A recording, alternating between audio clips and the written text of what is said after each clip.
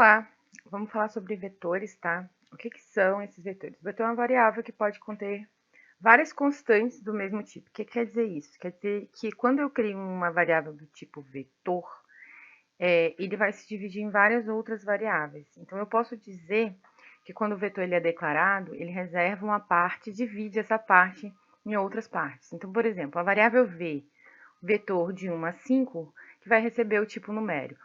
Ou seja, o nome do vetor é v, o vetor, o conjunto, né? Ele tem uma posição inicial de 1 que vai até 5. E ele pode armazenar variáveis do tipo numérica. Então, ele abre lá um espacinho de memória. Essa variável abre 5 espacinhos de memória. E esses 5 espacinhos de memória podem ser atribuídos valores para eles. Vamos dar um exemplo. Quando eu digo que a variável vetor ela vai de 1 a 5, é como se eu criasse variável vetor 1, variável vetor 2, 3, 4, 5 e assim por diante. E aí eu posso armazenar os elementos que eu quiser dentro delas. Posso criar também vetores com qualquer nome, então notas, que eu vou avaliar numéricos, estados, então o vetor de estado aí com 27 lugares que vai armazenar uma variável do tipo literal, nome de pessoas, etc. e tal. Então, como é que a gente faz isso aí? Como é que a gente implementa isso? Primeiro, os diagramas. Não existem, tá? Representação de diagramas para vetor. Então, aquela representação que a gente faz, ali não existe para variável vetor. E a implementação, vamos ver como é que a gente faz aqui agora no Visual G.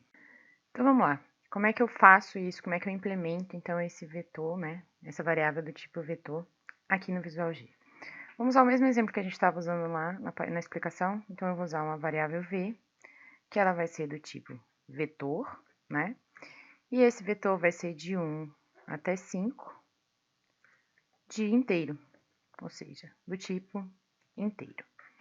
Quando eu faço isso aqui, quando eu executo, olha aqui o que acontece. Ele já cria para mim as variáveis. Então, ele criou 1, 2, 3, 4, 5 variáveis, iniciando o número 1 até o número 5. Beleza? Tranquilo. Para eu atribuir um valor dentro dessa variável, eu teria que fazer um leia, né? E criar para cada uma delas. Leia a variável 1, leia a variável 2, e assim por diante, né? Quantos eu tivesse declarado aí, eu tinha que fazer isso aqui. Então, ele leria e armazenaria para mim o valor dentro dessa variável. Ah, professora, mas aí eu declararia a variável e colocaria dentro dela. Exatamente. Então, como é que eu posso utilizar isso aqui para ficar de uma forma mais fácil, de uma forma que eu possa fazer isso automático? A gente vai usar uma coisinha que a gente já tinha aprendido. Só que para mim fazer isso, eu preciso de alguém que guarde esses valores dessas variáveis. Então, quando a gente fala esses valores aqui, V1, esse 1 ele é o índice do vetor. Então, vamos usar uma variável índice. Essa variável índice vai ser inteiro, ok? E aí, como é que eu vou implementar isso aqui? Para índice de 1 até 5, faça. Ele faça o quê? Ele lê o vetor para o índice. Quando eu executo, faltou o fim. Deixa eu botar um fim para aqui. Fim para. Então, o que ele vai fazer? Ele vai ler para mim. E aí, ele vai guardando lá, ó. Se der errado, porque é numeral. Ele vai guardando aqui para mim, dentro de cada um. Então, quando eu leio aqui, eu vou lendo e ele já vai armazenando. Então, 1, 2, 3, 4, 5. Ele vai armazenando para mim. O próximo índice, se eu executar, seria o índice 6. Ok? Se eu quisesse escrever isso aqui, professora. Tá, eu já armazenei tudo e agora eu quero escrever. Posso fazer? Pode fazer. Simplesinho, simplesinho? Simplesinho, simplesinho. Da mesma forma. Eu vou fazer o quê? Para índice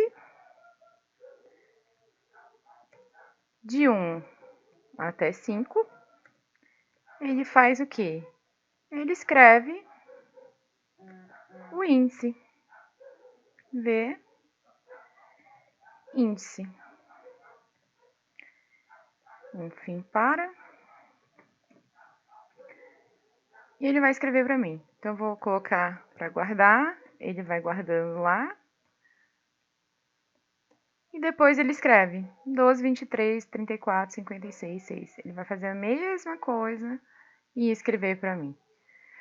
Tem como eu mudar? Tem como? Tem. Isso aqui a gente pode alterar aqui o que a gente quiser. Não vou complicar mais, tá?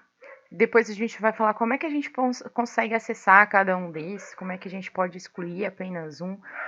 Mas a princípio é isso aqui. A gente utiliza um vetor para não ficar criando várias variáveis. Esse vetor ele vai guardar para mim esses valores através do índice desse vetor, né? Cada um ele recebe um índice. No caso aqui a gente iniciou a contagem 0 até 5, você podia colocar de 0 a 5 e aí ele guardaria o primeiro espaço de memória como 0. Também funciona? Também funciona.